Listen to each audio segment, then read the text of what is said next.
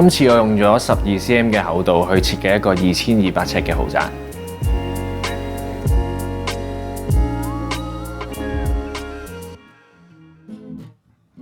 今次介紹紅磡海逸豪悅2213尺5房嘅雙連單位，臨海豪宅，無敵海景。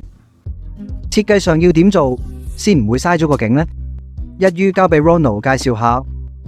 喺玄關位置咧，原則左右兩側係由一個廚房同埋特大嘅儲物房組成嘅。咁我哋今次將佢嘅間隔拆除咗，變成一個迎賓區。一邊增設 bar area， 另一邊設計成中島備餐區，將玄關打造成一個迎賓區，可以拎杯 welcome drink， 先再入廳嘆下海景。每一間屋咧都有佢嘅主角嘅，咁今次嘅主角當然係佢嘅海景啦。咁要配合佢咧，唔係一味加燈槽或者吊燈，而係適當地減省某一啲部分。舊樓樓底普遍只有2.4米嘅高度，如果做傳統嘅燈槽，就要預25厘米。設計師將厚度減半，用12厘米嘅環形假天花襯托海景，唔止設計獨特，仲突顯師傅嘅手工。咁我哋做設計咧，唔單止為咗靚同埋高貴，咁因為臨海嘅住宅咧，普遍濕氣都比較重，咁我哋都要有針對防潮嘅功能。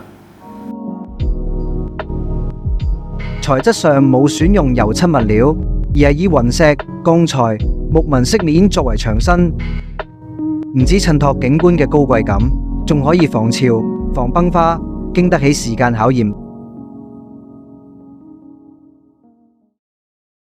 主人房方面咧，雖然佢原則單位都好闊落，咁但係佢都三尖八角，所以用落都好唔方便。設計師重組主人房同客房間隔，令空間變得整齊，再根據戶主嘅需要去分配空間比例，為每個人打造專屬嘅私人空間。豪宅設計咧，唔係堆砌物料，而係針對佢嘅弱項改良，從而加強佢嘅優勢。我哋喺呢一方面咧都有豐富嘅經驗。